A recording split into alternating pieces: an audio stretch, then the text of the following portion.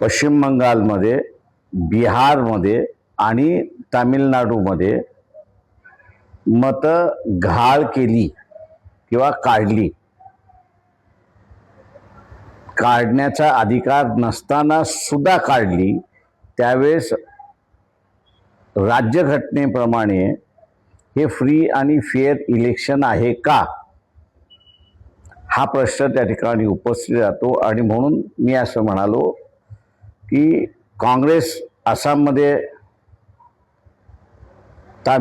TMC waste बेंगॉलमध्ये, DMK तामिळनाडूमध्ये, डावे केरळामध्ये यांनी आत्तापर्यंत सुप्रीम कोर्टामध्ये याचिका दाखल केली नाही.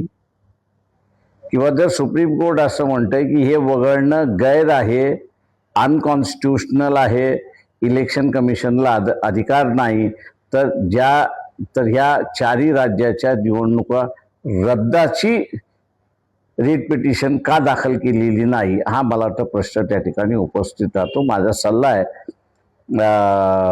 या पक्षांच्या प्रमुखांना की आपण असणारं सुप्रीम कोर्टामध्ये ह्या निवडणुका रद्द करणारी याचिका दाखल करण्यात यावी.